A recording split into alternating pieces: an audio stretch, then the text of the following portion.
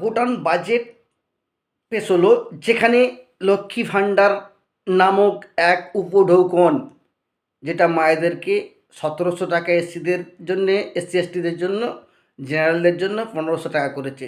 সেই জিনিসটা পেয়ে নিয়ে যেভাবে মায়েরা টিভির সামনে পাগলা কুত্তার মতো উন্মাদ নৃত্য করছে, দেখে মনে হচ্ছে যে হ্যাঁ, এদের লক্ষ্মী ভাণ্ডারের দরকার। এর ছেলে সন্তানের চাকরি দরকার নেই, এর স্বামীর কাজের দরকার নেই, ওই লক্ষ্মী ভাণ্ডারের টাকা নিয়ে ভোরবেলা উঠবে। আমি দেখি প্রত্যেকটা ভোরবেলা প্রত্যেকটা স্টেশনে স্টেশনে, প্রত্যেকটা বাস স্ট্যান্ডে বাস স্ট্যান্ডে বুড়ি, বৃদ্ধ, বিধবা, বার্ধক্য ভাতা পাওয়া এমন মহিলারাও কিন্তু কাজে যাচ্ছে, তাদের সেই কাজটাই দরকার। তারা লক্ষ্মী ভাণ্ডার নেবে, সেই টাকায় গাড়ি ভাড়া করবে আর ফ্যাক্টরিতে গিয়ে ২৫০ টাকা করে ইনকাম করবে। এই হচ্ছে কাজ। তার সন্তান কেন শিক্ষা সুশিক্ষিত করছে? তার স্বামী কাজ না থাকার জন্যে দিন দিন চুল্লুর থেকে গিয়ে বসে থেকে চুল্লুখোর হয়ে যাচ্ছে, তার দিকে কোনো রকম কর্ণপাত করে না এই মায়েরা। তার ফলশ্রুতি স্বরূপ বারবার এই মমতা ব্যানার্জি লক্ষ্মী ভাণ্ডার নামক উপঢৌকন দিয়ে কিনে নিচ্ছে। এবার আপনারা বলবেন যে কি একটা বেকার ভাতার নাকি কি বলে হচ্ছে মমতা ব্যানার্জি, যেটা দরকার। তো এই যে বেকার ভাতা, যুবশ্রী প্রকল্প যার নাম ছিল, সেটা পাল্টে গিয়ে ভুটান অ্যাকাউন্টে একটু সুড়সুড়ি দেওয়ার জন্য যে ১,৫০০ টাকা করে দেব মাধ্যমিক পাস।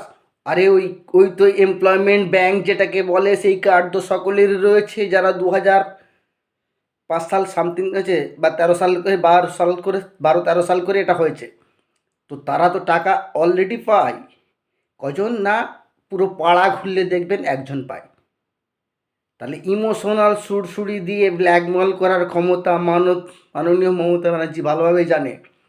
আর আমাদের এই মা ভাই বোনেরা যারা তিলিং তিলিং করে উন্মাদ পাকলা কুত্তার মতো টিভির সামনে নেচে বেড়াচ্ছেন যে আমাদের লক্ষ্মী ভাণ্ডার বেরিয়েছে বেরিয়েছে, ভালো জিনিস, আপনারা লক্ষ্মী ভাণ্ডার নিন।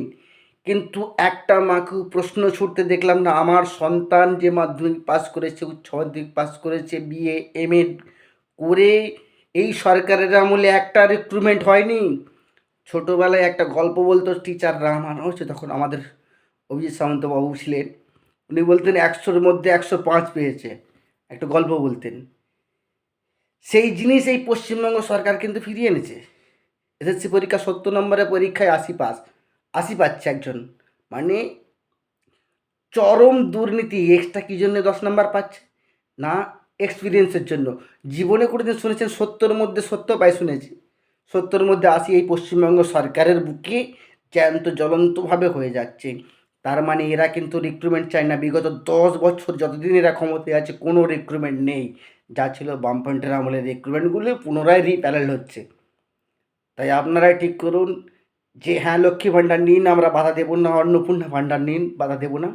কিন্তু আপনার সন্তানকে সুশিক্ষিত করার জন্য যে চাকরিটা কবে আপনারা টিভির সামনে এসে ঝাঁটা নিয়ে প্রতিবাদ করে বলবেন আমরা চাকরি চাই, আমার স্বামীর কাজ চাই, আমরা ভোরবেলা উঠে কাজে যেতে পারবো না, আর অনেক রকম কষ্ট হয় তাদের, আমি দেখি, কিন্তু কিছু করার নেই।